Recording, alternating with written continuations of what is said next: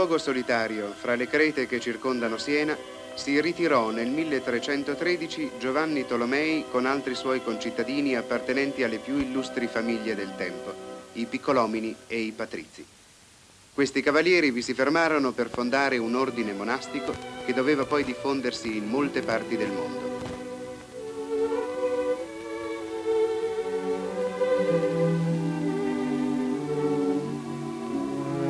Essi seguirono le teorie di San Benedetto, che trovasi ritratto all'ingresso dell'incantevole monastero, opera di quell'insigne mago della ceramica che fu Luca della Robbia.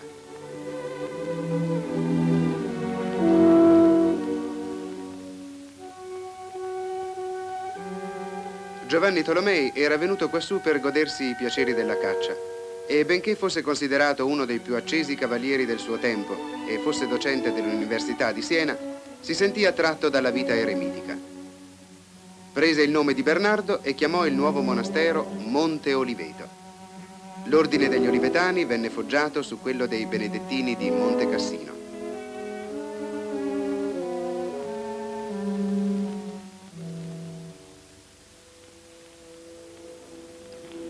Sotto la guida di un abate generale vivono nel monastero un centinaio di monaci, cultori in modo particolare delle arti della miniatura, della tarsia e del ricamo.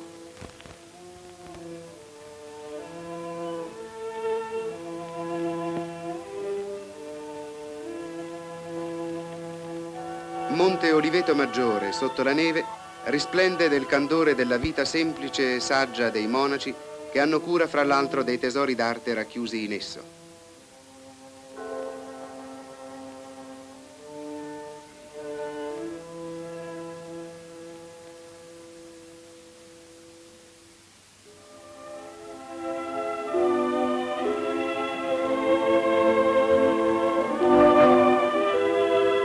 In modo particolare, oltre alla chiesa e alla biblioteca, il suo chiostro è riconosciuto come uno dei più importanti del mondo per il valore artistico delle sue opere pittoriche. La visita al chiostro è un dovere per chi sale fino lassù. Il primo incontro è con i celebri affreschi di Giovanni Antonio Bazzi, detto il Sodoma, che iniziò i lavori nel 1505. All'ingresso ecco uno dei suoi capolavori, il Cristo alla colonna.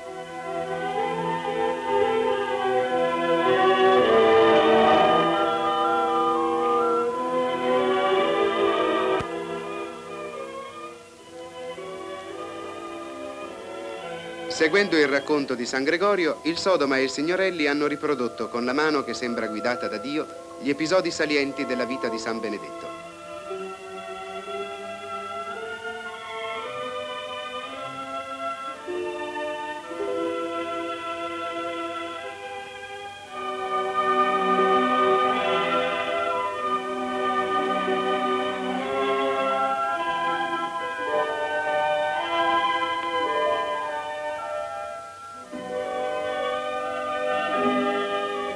I monaci pregano e invocano la parola del santo, il quale per grazia divina scaccia il falso Totila venuto a discoprire lo spirito profetico del santo, mentre il vero Totila pentito si genufletterà dinanzi a Benedetto che lo accoglie con gli onori dovuti al suo rango.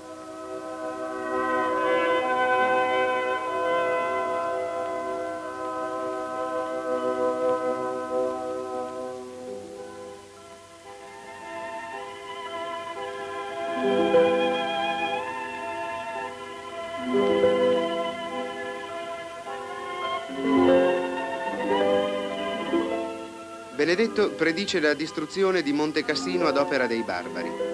Furono infatti i Longobardi ad effettuare la prima demolizione del celebre monastero.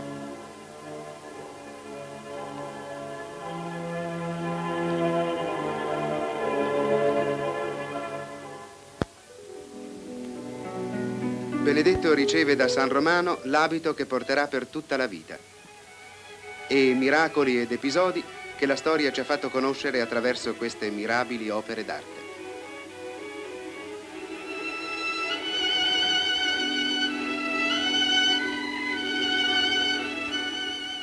Per sedurre i giovani monaci olivetani vennero mandate al monastero avvenenti male femmine. Ma ciò non sortì l'effetto sperato, per quanto le ragazze, specialmente quelle immaginate dal Sodoma, avessero tutte le caratteristiche della bellezza femminile del tempo.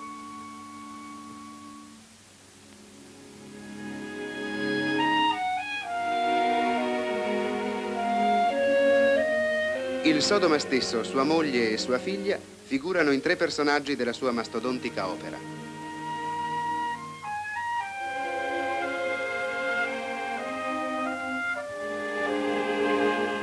Tanto il Sodoma quanto il Signorelli dettero largo spazio alle mense dei monaci, con giochi di prospettiva qualche volta di grande effetto agli occhi dei visitatori.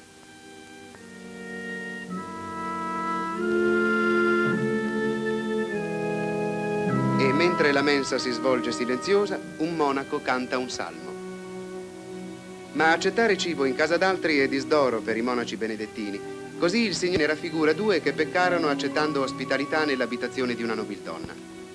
Quanti artisti moderni non si sono ispirati a queste opere che sembrano ancora fresche di calce e di colore.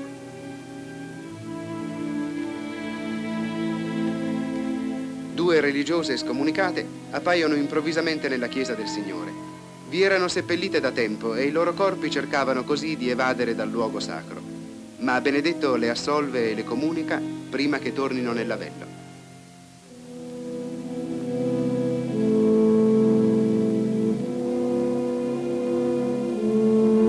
I monaci cantori riempiono la chiesa delle loro voci.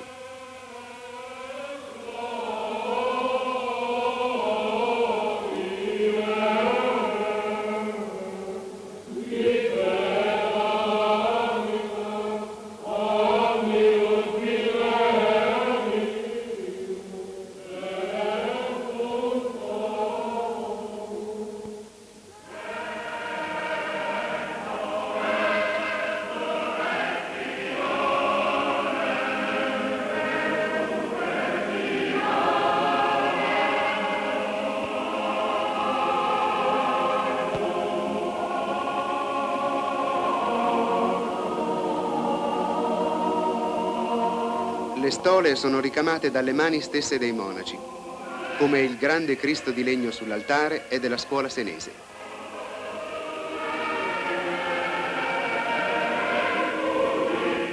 Accanto ad un altro piccolo chiostro è la chiesa, meravigliosa, con le sue opere d'arte in legno come il coro magnifico, intarsiato e intagliato da Fra Giovanni da Verona.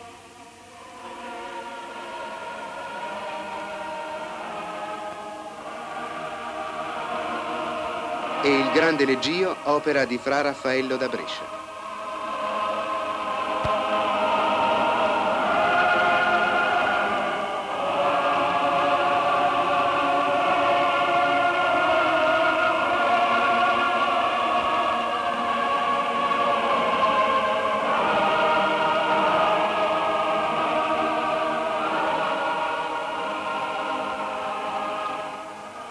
Per la suggestione del luogo, per le opere che insigni artisti vi lasciarono impresse attraverso i secoli, Monte Oliveto Maggiore è una vera oasi dello spirito e della cristianità.